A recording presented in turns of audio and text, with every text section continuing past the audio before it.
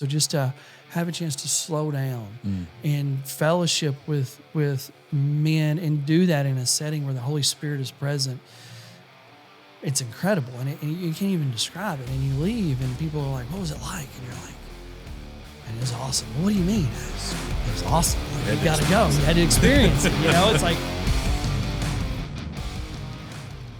Hey, welcome to the Man Up Podcast. I'm your host today, Terry Gwaltney, and I've got my good friend, Mr. Matt Haney, with us today. Welcome to the show, Matt. Thanks, Terry. Glad to be here. Thanks for inviting me.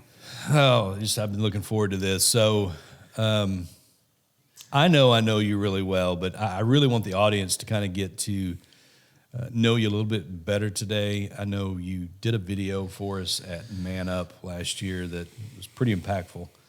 I know your journey is maybe not so unique with some of the people maybe that are listening to the audience, but I think it's filled with hope, and that's the cool part. It's sometimes I think it's hard to, when you're making history, it's very hard to realize what's happening. It's just like the old saying, hindsight's 20/20.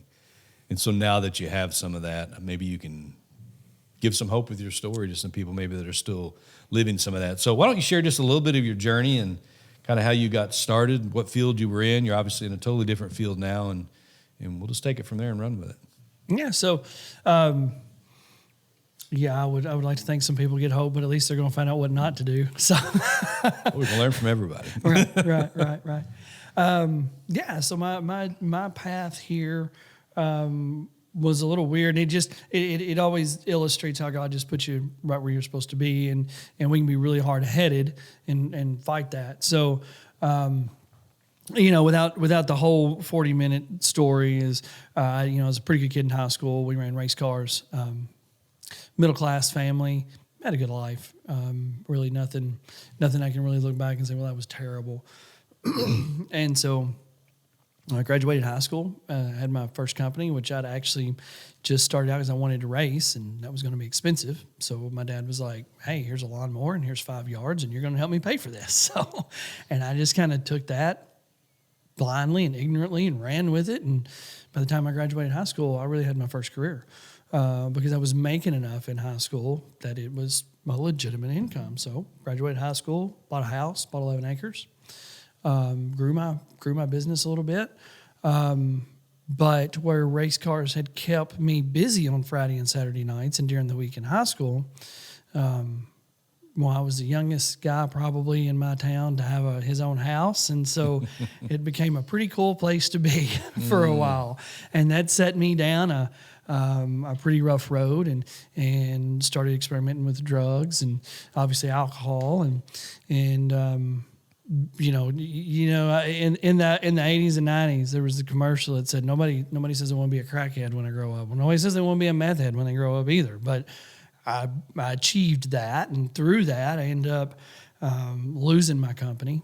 I had to sell my house and all that. I did get out of that with the skin of my teeth. So financially, I wouldn't say I came out of it okay, but I broke even. So that was a blessing.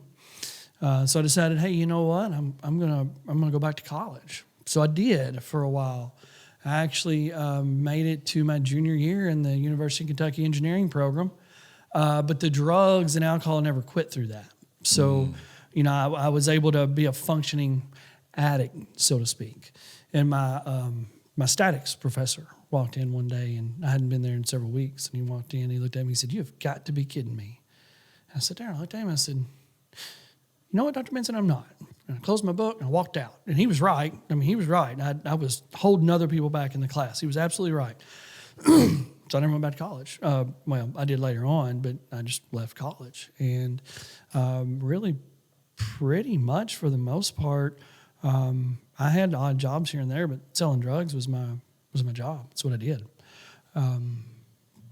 That's just what I did. And so I did that for till I was probably, I was 26 when I got busted, and went into an in-house long-term rehab program. There's a whole story that goes along with that, which is kind of crazy. I had to meet with the overseer, a very interesting guy, and a guy very in tune with God in a way that I couldn't even understand at that time. And so when I first met him, he actually came to me at my grandmother's. I was building a deck for her, and he said, Matt Haney, he said, you don't know how many times I've heard that name in prayer. What? What are you talking about? You know, I didn't get that, but he knew me somehow. Now my father had used some connections he had to get to this gentleman, but before my dad ever got there, somehow this gentleman knew exactly who I was. Really weird. So anyway, there were no beds available at the rehab, but he got me in there. My alternative was going to trial and facing 20 years in a state penitentiary. I'll give you 6 months for 20 years, 8 days a week, you know. So that's what I did, and I ended up there about 8 months and got out. I was a felon at that point, so wasn't a lot of career options. So I went to work in a factory. It was a fiberglass plant. My first day there, I looked around and said, well, this job is terrible. So I've got but it paid good, had good benefits, and for a felon, it's about all you could hope for, aside hitting the river at the time. So I said, well, I took a page out of my dad's book and I learned everything I could about the factory, and I moved up. So I ended up basically a foreman. Through that, during while all that's going on, ironically, and this is going to sound weird to some people, and I'll bring it back around, my dad started building moonshine stills. So there's a whole nother story that goes with that, how he got there. But we don't have time for that. We'll just stick with he started building moonshine stills. Legally building moonshine stills. And the laws are written just enough where you can get an ethanol permit to make ethanol fuel, which means he could legally test his stills. And through a very interesting story, he ended up with quite the business at the time.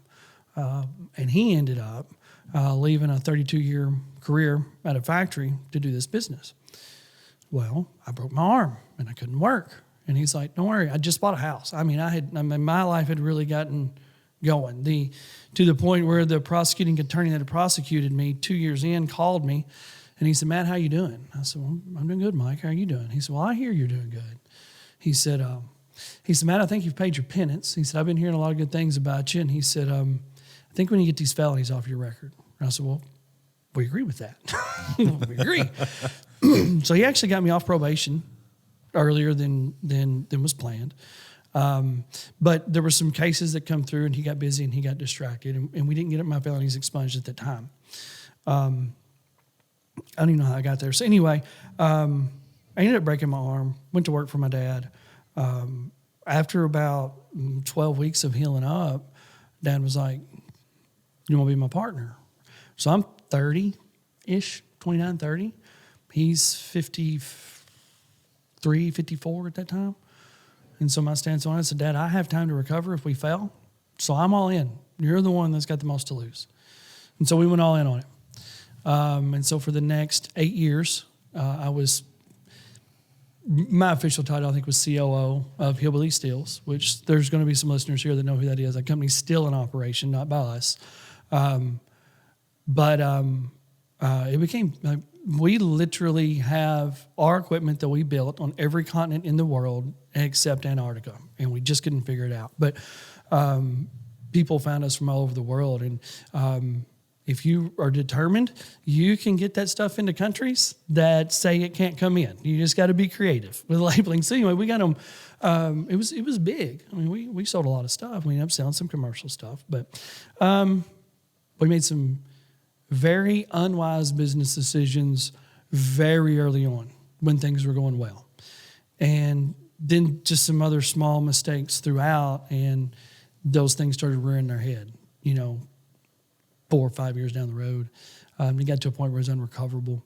We tried some things. We actually started another company that didn't work. And so long story short, it ended up going bankrupt.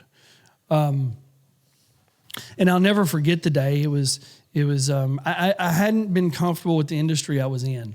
I'm from Kentucky, and a lot of that industry will claim Christianity, but the fruits aren't there. And I just wasn't comfortable. And but I was the only one that felt that way. Looking back, that was conviction, but I didn't know how to process that. So it was almost like another salvation experience today. I just gave up, and it gets a little personal for me because it's something. So I remember the day I hit my knees in my bathroom floor, And I just told God, I said, look, for the last 7 or 8 years, I've been trying to take my will and make it your will. And I've been trying to put a square in a circle. And so I surrender again. So I'd already given him my soul. I was already saved. I was already washed in the blood. But, man, I'd been fighting him. And he's going to win. Ask Jacob. He's going to win, you know. And so I told him, I said, well, Lord, today I give up. And I'm going to follow you. In your will. Because that's the only way I'm going to get joy back in my life. Because there was none. Other than my wife and my kids, there was no joy in my life. So, man, it was truly almost like another salvation experience. And I explained to people when I stood up, it was just a feeling of relief that I didn't have to carry that burden anymore. Because he's like, well, finally, you idiot, I'll take that. And I set my company on I sent out a group text that day to all my partners, which was all my family. And I said, you guys asked me to run this ship, so we're setting a course for bankruptcy, and I have a plan that I had mapped out of how we were going to accomplish that and make sure we fulfilled all the obligations that we absolutely could.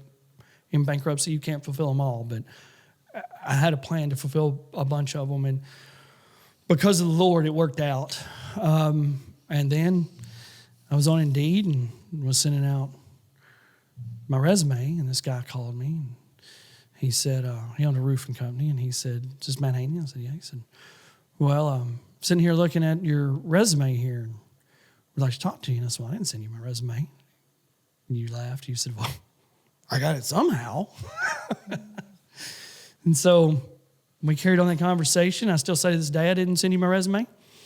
You were obviously the guy that called me. And I still to this day say I didn't send you my resume. But you got it. That's all that matters. And it just was right.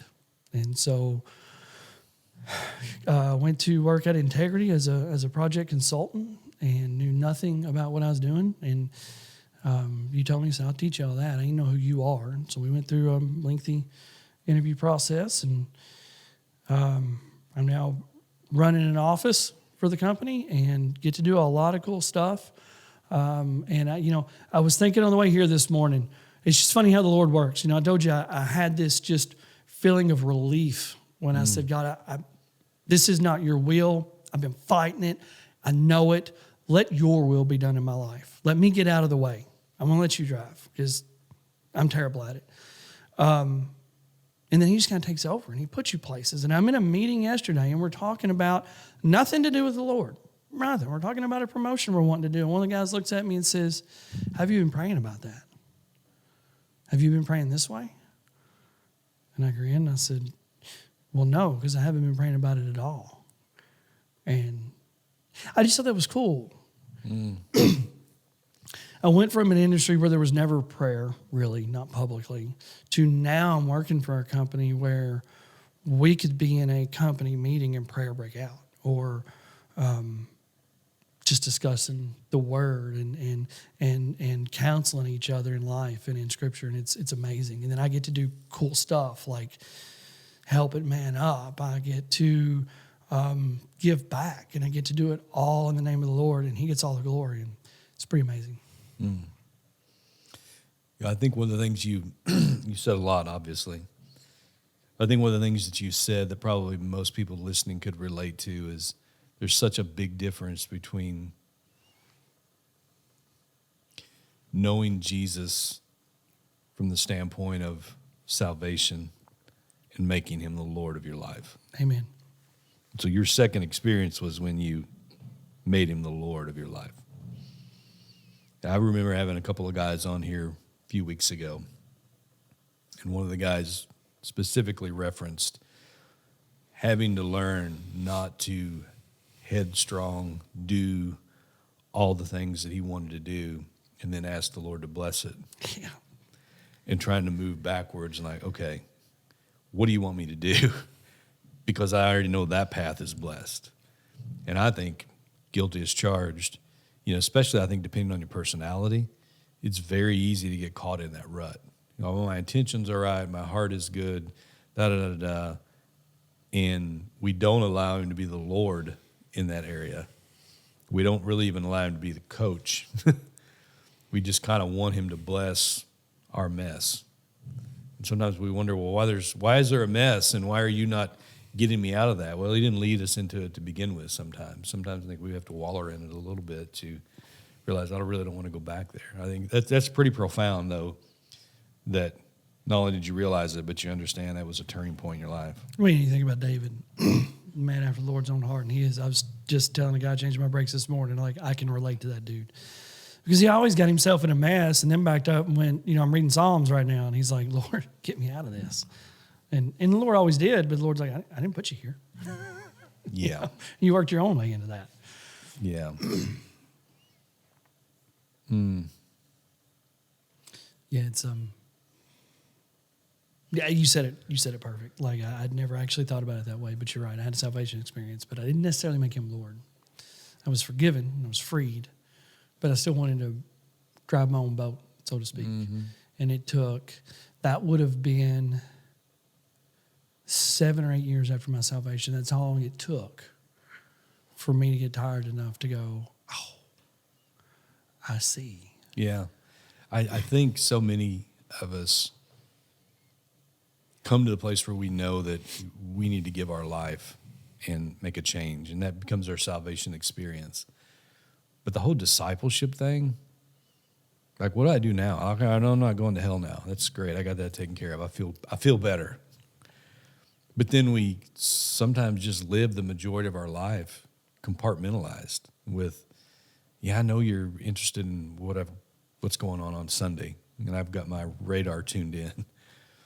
But the Monday through Saturday thing, it's still like we got our hands on the wheel trying to figure this thing out on our own, which is so bizarre. It's stupid, really, if you think about it. I've been reading a book just recently over the last week, and the author kept referring to, and I really have bought into this, but he was talking about basically after you become a believer and a disciple of Jesus, I really like to refer to it as an apprentice.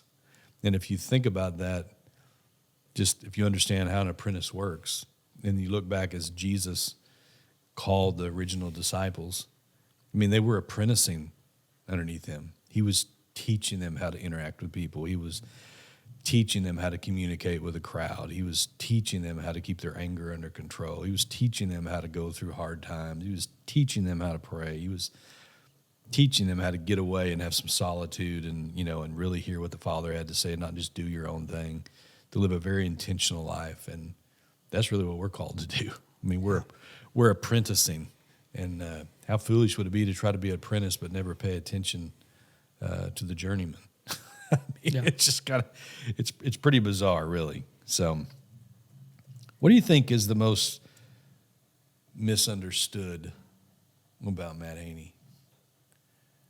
I know that's a question out of left field. Yeah. What do people misunderstand about you most, you think?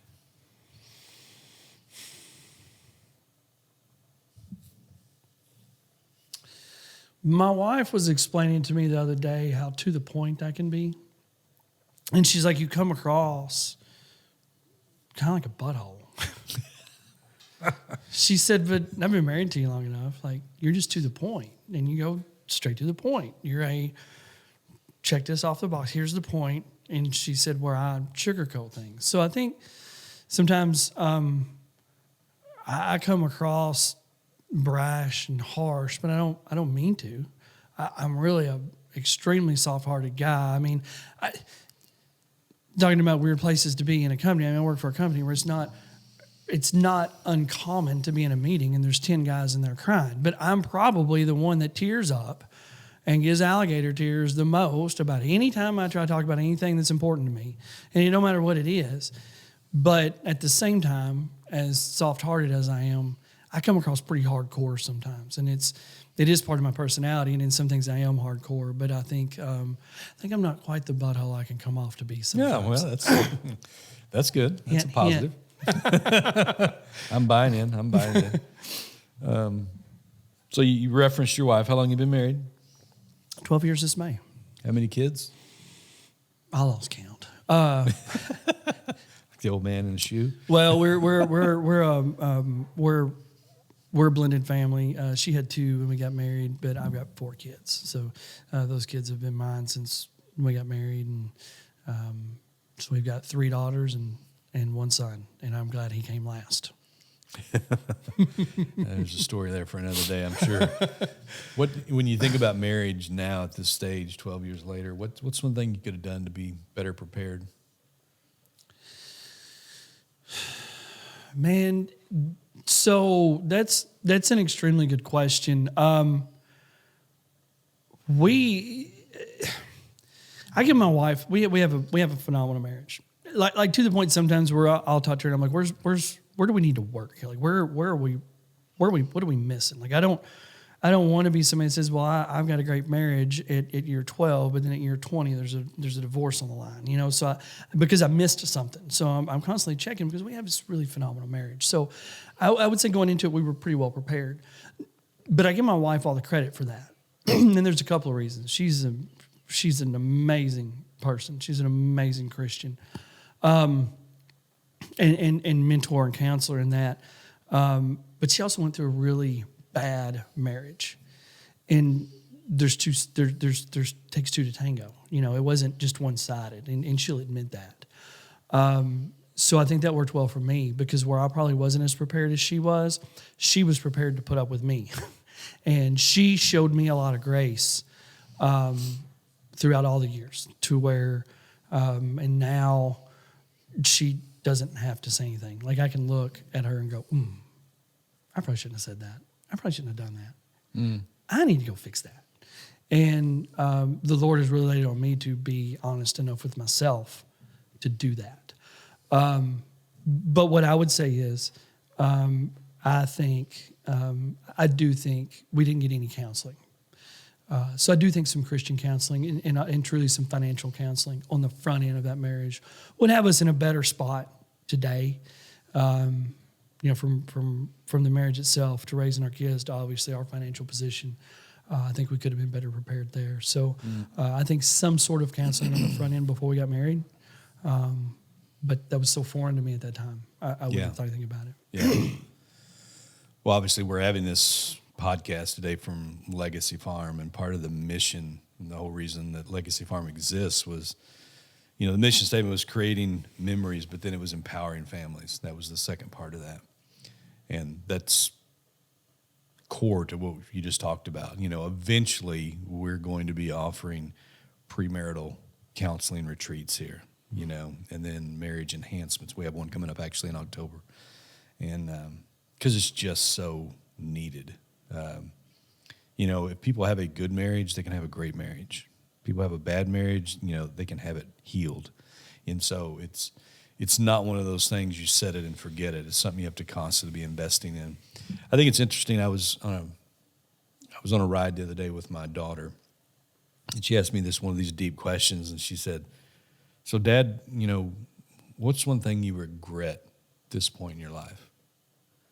So I had to think about it for a minute, but I already knew what the answer was. I didn't have to think about it very long. I said, you know what, I'll give you the caveat. She said, I can't imagine what it would be because you've not been risk averse. If you've seen something, you just kind of went for it. And I said, I think the biggest regret that I have is that I was consumed with trying to provide for a family and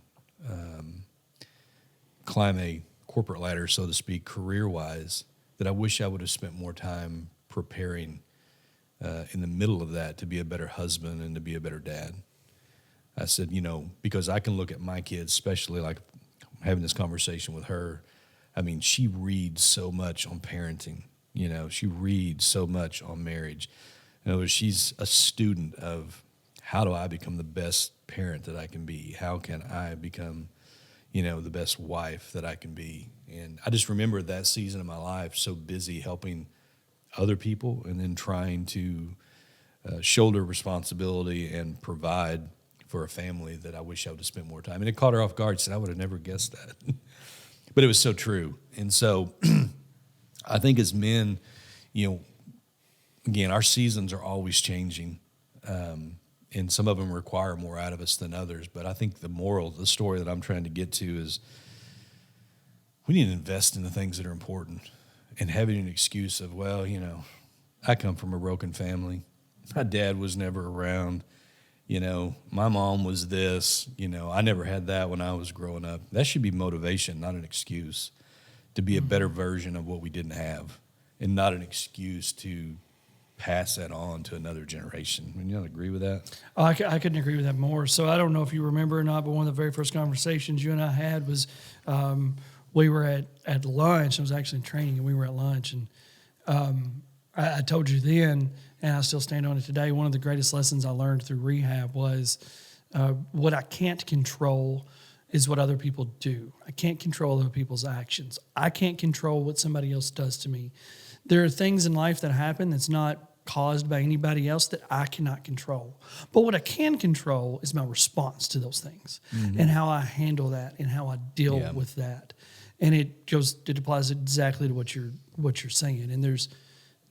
And I began, during that time, I began to reflect on people I'd known through my life. And I seen people go through the types of things that you're discussing, and I saw people handle that two different ways. Some used it and were extremely successful. Some ended up trapped in addiction and are still there today. And I think, then once you get into that, you may not have been going with addiction, but it's obviously a part of my life, so that's where I tend to go. But we're going to cope with that one way or the other. So are you going to use it for motivation, or are you going to numb yourself? Or are you just going to pretend like it didn't happen and not deal with it? So I couldn't agree more. Like you've got to respond to things that happen in your life in a responsible manner. I think it's so true in marriage, because we come from this place of origin. We come together, and we're, to stick on the marriage theme, we bring where we originated from. And so I remember sitting one time in a counseling type session with a young couple, and just so matter-of-factly, the female was talking about how she was throwing knives and just different things, and the husband was sitting there, and I had to have a look of shock on my face as I was listening, trying to process through that. And so I let them kind of go on for a minute. And when I asked, so how did your parents handle disagreement and tension? Well, it was the exact same way. So, my mom threw stuff, and, my dad would dodge things. And the point is she was coming from that, and it was normal. The guy was terrified coming from this, Christian home, where that is not how disagreements were handled. And both of them thinking, well, this is normal. And so we bring those two worlds just begin to clash. And there's so much at stake. We're so ill prepared to move into it because we're caught up in the infatuation, the emotion, or maybe even the lust. And then you say, I do, and it's like, wow, this is work, I just don't know if you make me happy anymore. I was having this conversation just not too long ago, and I was telling myself, one of the things that you and your spouse both have to settle is that divorce is not an option in this situation that we were talking about. And they'd brought it up, and I said, marriage is hard enough that you can't afford to have a distraction of focus if you want something to be able to work. And if that's always in the back of your head, that's an option, then you're never pointed straight forward with a focus on how do I find the solution, because you're always wondering there may not be a solution. It's in the back of your mind, this may not work. And so we need to rewind. I don't think we want to hear this because it's not how our society is geared. But when you make a commitment to another person, you're making a commitment to serve that person for the rest of your life.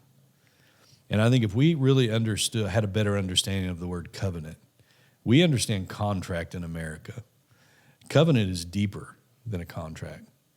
And so when you stand before God and you make a covenant to another person, it's more than entering into a contract. And in that situation, irregardless of what your vows were, better or worse, whichever ones you used, to understand I made a commitment to serve my wife for the rest of her life. It doesn't matter if, she just doesn't make me happy anymore. It's not her responsibility to make me happy. It has very little to do with the covenant that I made. And when you go back and really begin to understand how high that bar is set, when Jesus talked to us as men, this is a Man Up podcast, he said, you're to love your wife the way I love the church and lay your life down for her. Now, you think about that comparison. He laid his life down to the point of a cross. He endured stuff he didn't have to. He had options. He endured stuff that weren't his fault. He paid for things that he didn't buy or purchase. And so you take that mentality into a marriage, it's like there really isn't an excuse for me not to be fully focused, you know? And I think if we would just understand and step back for a minute and realize, wow, there is so much riding on me making this work. I mean, I've got an audience many times of little kids that are watching, and they're trying to figure out, is that normal? Is that how I'm supposed to do this thing when I grow up? Is that what's acceptable? And we're modeling that. I just think sometimes if we would just tweak a couple of things in our mind, like, hey, I entered into a covenant. Hey, this is a lifelong commitment. Hey, this is not all about me. It's about me serving another person. Because I bring all that up because of what you said a while ago. We can't control what happens to us, but we can control what happens in us. And just like I can't control changing my wife, nor can she control changing me, but I am in complete control and responsible for how I treat her. It's up to the Holy Spirit to deal with things he needs to change in her, just like things he needs to change in me. Would you agree with that? Yeah, I don't even know what to add because I couldn't agree more. And but that hits really close to home, as you well know. And I tried counseling somebody and said, look, that was, I don't care what's going on today.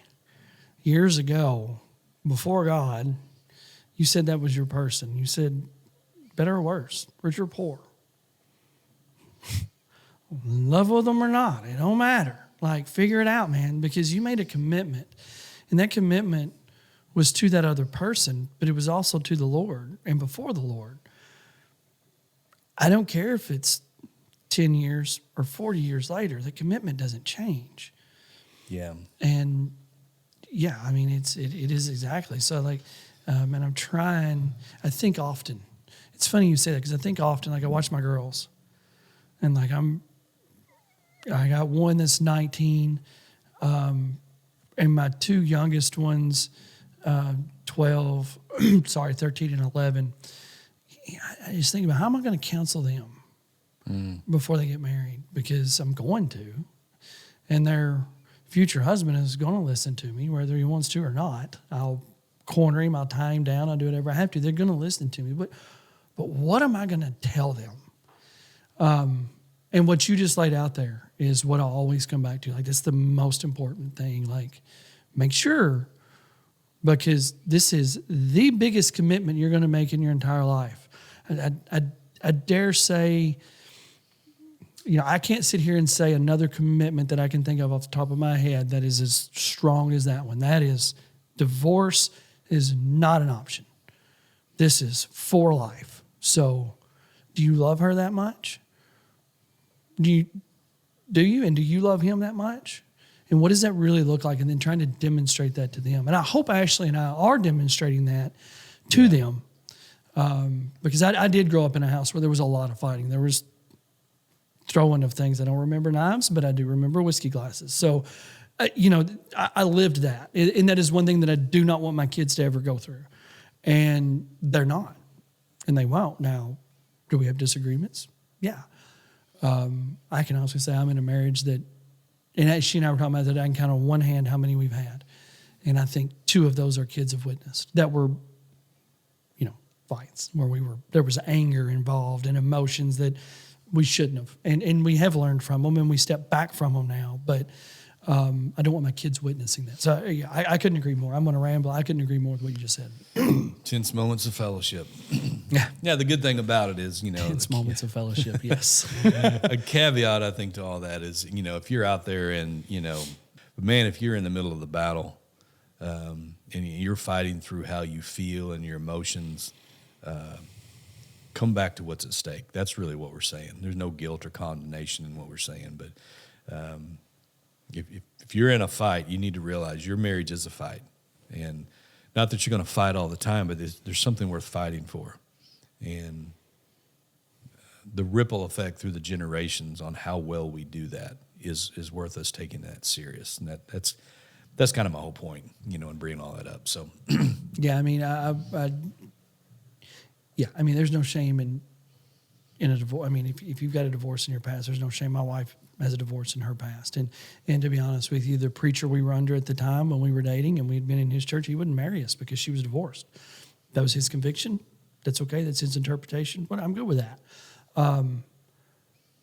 But because of the grace that is bestowed upon us, and and her story, and she would have to tell it, but her salvation came after her divorce, and all that's washed away. But it doesn't matter if it comes before or after; it's still washed away, right? But if you're in a marriage, if you're currently in a marriage and you're fighting for it, what you said a while ago was spot on. The first thing you have to get through our thick skulls is there is no exit strategy. Yeah. There is no divorce. That covenant was made. That promise was made. You both got to get that. Once you get that through your heads, you can work through anything. Yeah, and that's it. You've got to be fully focused on the solution. There's too many distractions if you're looking at options. So anyway, I was reading something actually just this morning. I thought it was so good. And this guy, he's talking about the last season of your life. I think this book is called The Final Lap. Couldn't even tell you who the author was, but it caught my attention. I began to read it.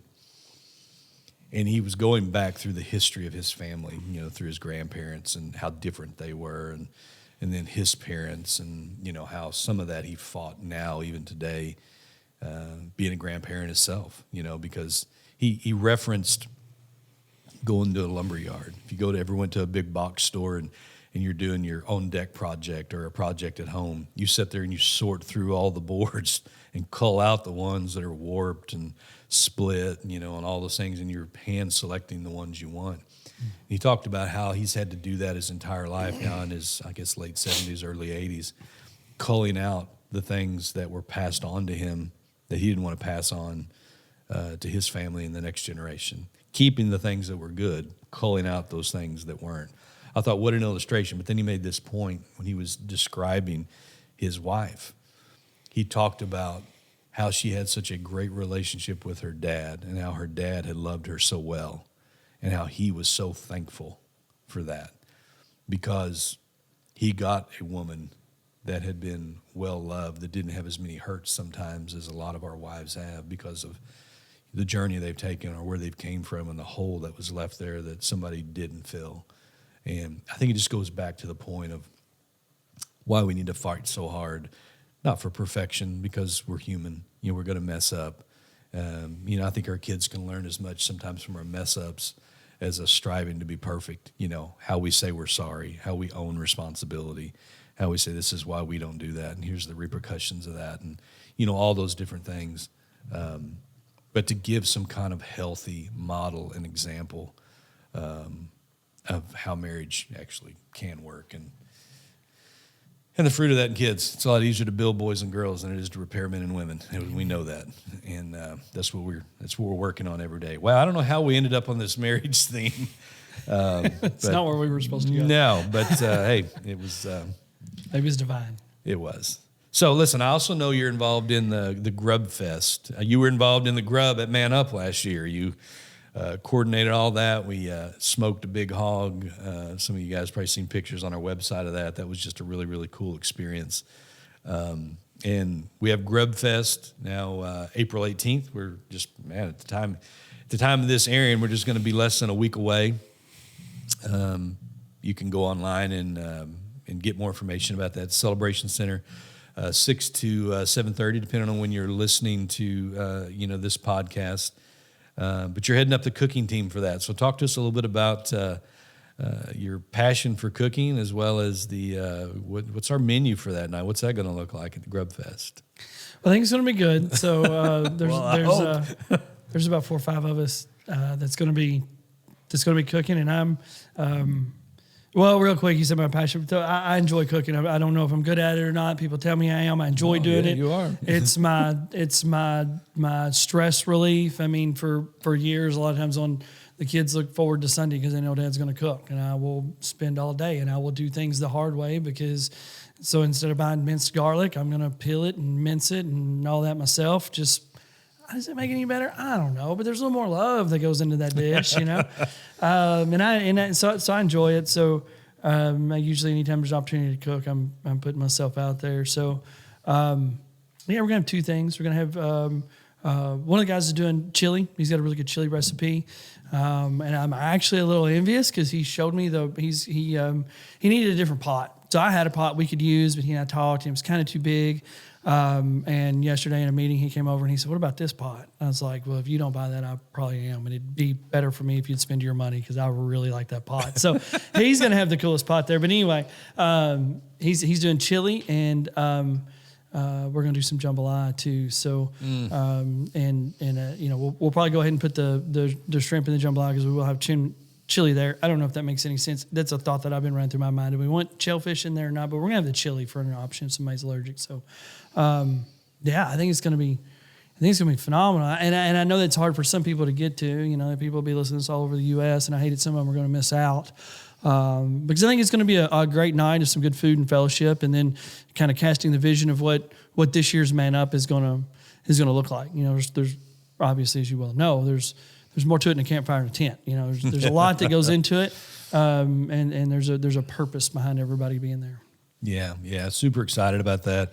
We're expecting exponential growth on that. We'll be rolling out the new website and some new things we'll be announcing actually that night. So yeah, if you're listening to this and you haven't bought your ticket yet, I encourage you to go online, manup.com, or Man Up Adventure Camp. You can find us on our Facebook. I think there's a link here even in the podcast. Not an experience that you're going to want to miss. What are your expectations coming into camp this year? I just expect the Lord to move and the Holy Spirit to be present. And when that's happening, I just try to sit back and be along for the ride and see what happens. You know, the only thing I expect is for me to give everything I got to the Lord and see what He does with it. So whatever He plans for my involvement in this year, I'll be going into it head first, whichever, I'm full commit. And yeah, I mean, every time, it's so hard to explain to people what it's like, you know. And I think part of that is because of the world we live in. Like, you get anxiety if you think about setting your phone aside for 24 hours, for 12 hours. Let's be real, for 10 minutes. Much less 48 hours. You know, you get anxiety about it. Like, oh my gosh, what if something happens? Well, this earth rotated for the majority of the time since creation without cell phones. So we will, and the human race did just fine. So we will survive. And just getting rid of that junk and that distraction. Like, it's the biggest distraction you get rid of. And then just being able to talk to other guys is, man, we just usually have our heads down, elbows up. We're working, and we don't even talk about things that are bothering us. And for that matter, sometimes we don't even celebrate wins. So just to have a chance to slow down and fellowship with men and do that in a setting where the Holy Spirit is present, it's incredible. And you can't even describe it. And you leave, and people are like, "What was it like?" And you're like, "Man, it was awesome." Well, what do you mean? It was awesome. Like, you got to go. You had to experience it. You know, it's like, I don't know how to tell you. You know, I'm a big NASCAR fan, and people are like, "Oh, they're going in circles." I'm like, "Yeah, but you've never been at one when they drop the green flag and they come." Like, that's an experience you can't explain. So it's different, but it's the same way here. Like, I wish I could explain that experience to you. I wish I could give you a taste of what it's like, but I don't know how. You just got to be there, and you got to be there to experience it, and you will leave different than you came. For some of you that haven't experienced the camp, you know, one of the things that happens is every camp is broke down into no more than 10 guys. So each one has what we call an adventure captain. And that's really kind of where the moment or the magic really happens. It's around that campfire in a small group where you're going to make brothers for life, whether you knew them before you came into camp or you met them for the first time. We've heard both stories. But one of the things that we're going to do that's going to be different this year is on Saturday night, everybody cooks around their own campfire. And so we're actually going to judge the best campfire cuisine, where guys will be able to medal for this. And so, you know, we've got guys that, you know, they're, a wiener and a can of chili guys. And then, you know, I've seen, T-bone steaks, baked potatoes buried in the ground, the whole bit in a campsite next to us last year, and probably everything in between. I know you're going to be one of the judges at that. Why don't you give these guys maybe some campfire hacks if maybe they haven't cooked around a campfire? Because you don't have to be, let's be real. You don't have to be an experienced camper. You don't have to be Bear Grylls. You don't even have to know how to cook. I mean, I could burn water, okay? And so we fumble through this. That's the beauty of having 10 other guys, in your group. And but what would you say to those guys? Any campfire hacks, any cheat codes you could give us?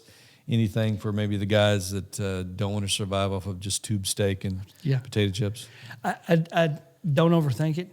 It's a campfire, so you're only going to have so much to work with, and that's okay. Some guys are going to do really well by having their wives cook something and bring it and warm it up. And some guys are going to put a lot into it, and then they may be disappointed when that perfectly roasted hot dog wins the competition. Because hey, what's better on a campfire than a brat or a hot dog? Maybe a s'more. I have one thing my family and I do is we don't take a lot of vacations, but our vacations are usually with tents and a campfire, and so I've cooked everything from homemade chili in a camp to beef stew, and everything tastes different on a campfire. Everything is better on a campfire. My favorite thing about camping is coffee, because I think it's just better on a campfire. But with that being said, when I do that, my truck is sitting right beside me, and so I can pack all this stuff out there. So think through it and plan, because you're going to have to carry it. You're going to have to carry it with 3/4 of a mile to a mile, somewhere around there. So if you want to bring that big Dutch oven, that's great. Somebody's going to have to volunteer to carry that sucker. And if you bring steaks and baked potatoes, that's fine. Somebody's got to carry that, and that steak's got to be kept cold for 24 hours, So, think through those things. Yeah. Outside of that, you can take a Dutch oven and make cobbler with about 3 ingredients: flour, peaches, and butter, a little sugar, So you can do some really simple things, or you can get complicated. Just as you're planning with your group, just keep in mind, everybody's going to have a role, because you got to carry that stuff in. Yeah. And at that point, you're excited about what's to come. So on Sunday, after our last service, now you got to carry that stuff out. Probably haven't had good sleep. You're tired. You haven't had a bath in 2 days, and you don't really want to carry that stuff out. So keep that in mind too, because what you carry in, you've got to pack out. So I would keep all those things in mind. That's where a great camp captain comes in, because those guys are going to get together over a phone call. Hey, can you bring the cooler? Or can you bring the bacon? Mm-hmm. And you kind of evenly distribute that load. You don't have one guy being the pack horse having to carry everything in.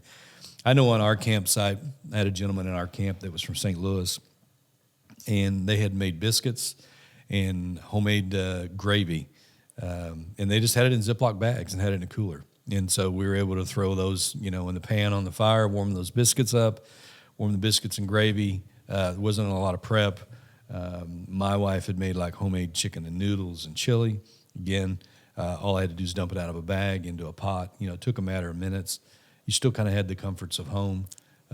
So you kind of got everything in between. So the point is, it's a shared experience. So I'll tell you one that I thought about when you said that, which, by the way, my stomach's fixing to growl now that we're talking about this. Shane's back there going, yeah. One cheap thing you can do is you can get a steamer like you would use on a flat top grill. So I have a grill called a Kudu. And if you don't know what that is and you're an outdoorsman, you need to look it up, because it's a phenomenal grill. Not one you're going to use at home, but if you like to camp and get outdoors, they're heavy to pack, but they're awesome. That's what it's made for. Anyway, it's got a steamer, and it's about this big. And so what you can do is you can put your biscuits in a pan, if you don't want to do what you did, because what you did is probably a better idea. But if you want to take a can of biscuits out there and you want them fresh and all that, take an aluminum pan, just a disposable, get it at a dollar store.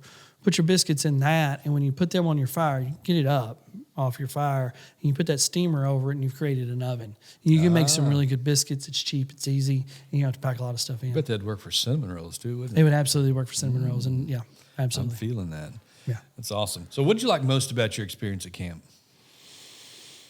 Oh, man, I think for me it's the worship. I did enjoy I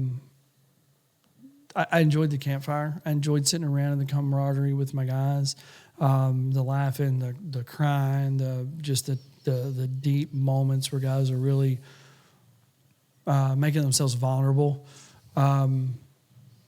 But overall, I think the worship, which it's honestly my favorite part on Sunday morning too. Like I really enjoy the music and the worship. So for me, I get a lot out of that.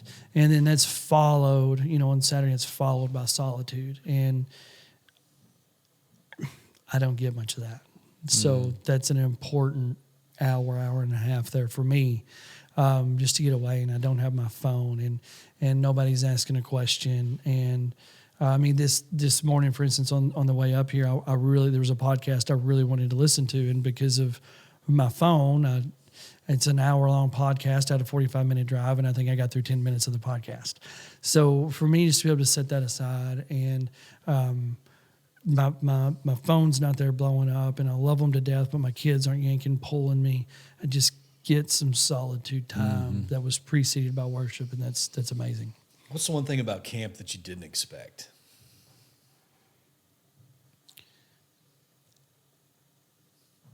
I didn't. That's a really good question. I think the one thing about camp I didn't expect was how it would affect me in a way that I almost can't explain. So just being able to get some things off my chest, being able to fellowship with guys and realize that, I'm not the only one struggling with things. And maybe even through that and hearing other guys talk and just having a conversation, realizing that I'm struggling with some things that I didn't realize I was struggling with because I've never paid attention to them.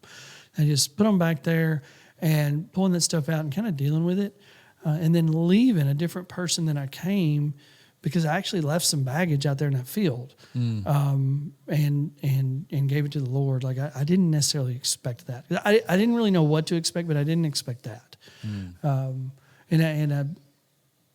I expected to not want to do it again, and I can't wait to do it again. Yeah, it's interesting. Many of the guys had never camped or had a tent before, and I hear the stories about, we bought a tent for the first time. I didn't even know how to set it up, but they didn't have to be a camper. They were coming for the experience, and the experience wasn't as much about camping, I think, as they realized when they left. It was about the experience they really had with the Creator and how they were challenged, how they were reminded they had a purpose, that failure wasn't final, that, man, there's something for me to do. I was created for a reason. There's a legacy that I can leave.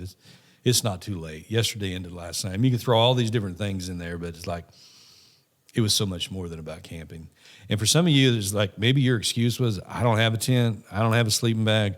One of the things we've done this year is you can actually rent a tent. You can actually rent a sleeping bag from us. You can, or even a sleeping pad if you don't want to sleep on the ground.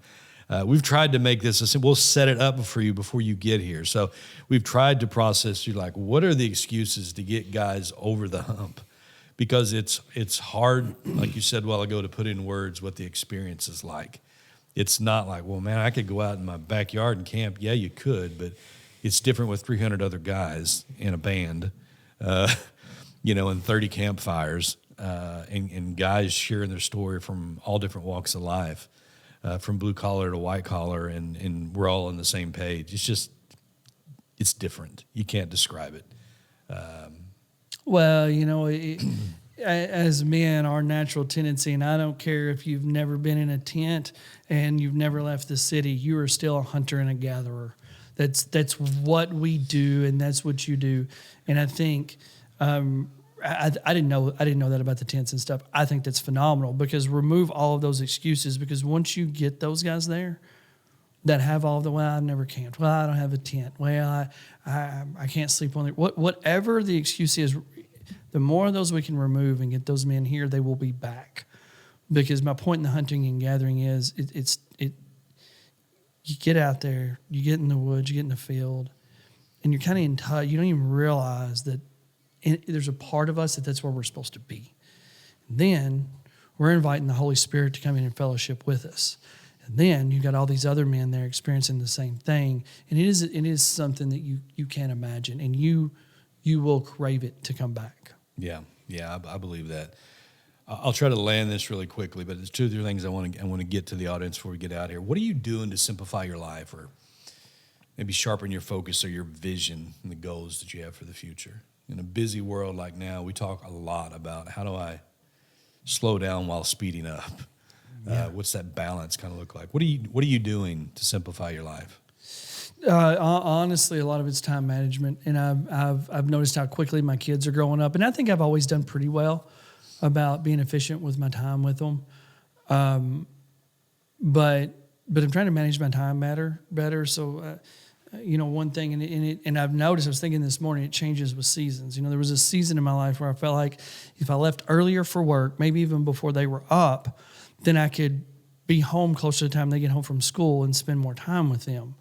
Well, that season changed to where now I actually needs my help a little bit in the morning. So, but they're getting my time too. So I'm intentional with that time. I set my phone down. I'm helping them get ready for school and doing the things I need to do. And then any opportunity that I see that I have to give my family my time. And when I talk about investing in my family, I mean, there's a financial investment in that at times, but it's really about my time and giving them me. So I'm trying to be very intentional and more efficient with that. And that's challenging because if there was a time last fall where I had some things going on in my life, and I texted a really close friend of mine. I said, "Man, I need your prayer because it doesn't matter where I'm at right now. I feel like I'm not where I'm supposed to be." So if my mom was in the hospital at that time, and I was like, "Look, if I'm at the hospital with my mom, I feel like I should be at work or with my family. And if I'm at work, I feel like I should be with my family or my mom. And if I'm with my family, I feel like where I really ought to be is at work or with my mom." I said, "I don't know where I'm supposed to be. I'm just praying and doing the best I can. So I really need some prayer." So my point in all that is I'm trying to be intentional and efficient with my time, but it's always a balancing act. Yeah. And life changes and seasons change, and almost daily you just got to filter through that and try to figure it out. What's the word man up mean to you? If I said, what does it mean to man up? Well, it's changed. It used to be how good of a fighter am I? How much can I lift? How much can I carry? All those manly things. How good can I shoot my gun? Whatever. Those types of things. And now, The temporal things. The what? The temporal things. Oh, the temporal things, absolutely. And now it is truly for me, and this sounds cliche, but it's about living for the Lord. And to me, the men that I see in my life that are the manliest, they're living for the Lord, and they are striving. That doesn't mean they don't mess up. It doesn't mean they don't do things that they shouldn't, but they are striving every day, and they live their life on those principles. So they are committed to a marriage, good, bad, or indifferent. And that does take two. I mean, it can't be lopsided commitment, but men specifically, for me, it's the ones that do that if their marriage is south, they dig in, they work on it. When their kids are having problems, their counsel is, this is how I handle this, and this is what the Lord says about it. And to me, that's what manning up is, and that's what being a man is being the leader of your family, but that means spiritually and biblically as well. Grit and Grace. There's the title for a future show. How does Matt Haney want to be remembered when your life's over here on earth? We answered that question yesterday. So for me, and obviously within my family, but I hope that the Lord allows it to expand out past that. I want to be remembered as a guy that wasn't afraid to share his failures so that other people didn't have to make those same failures. And I want to be remembered not only as a guy that does that, but does that in a Christ-like manner. And somebody can say, you know what? That dude was a train wreck. But every day, he worked to be a little more Christ-like than he was the day before. Not where I need to be, but thank God I'm not where I used to be. Not where I was, yeah, absolutely. 100%. Wow. Matt, thanks for joining the show today. This has been a real treat. Every time I hear your story, I hear something new. Somehow I had missed the whole college bit, which that was kind of interesting in and of itself. But I just think there's so much hope that comes out of that, to see where you're at now, where you're at in your life, the influence you have, the people's lives that you're impacting. Man, you're a trophy of God's grace, and that's pretty cool. And if that's not your story and you're listening today, it could be. And I think we'll just end it right there. Remember, legacy is not what you leave to people. It's really what you leave in people. We'll see you next time on the Man Up Podcast. Hey, Terry Gwaltney here from the Man Up Podcast. Listen, I just want to tell you how much we appreciate you supporting the podcast, listening to it. We hope it's adding a ton of value to your life. Also want to ask you to do us a favor. If you could like and share this podcast on wherever you consume your social media content, whether that be YouTube, LinkedIn, Facebook, we would appreciate it. It just helps us get the word out so we can help more people. And maybe you've never experienced the Man Up Adventure Camp that we do in October. You can check out our Facebook or our website, manup-camp.com. Once again, I want to thank you for listening to the Man Up Podcast, and we'll see you soon.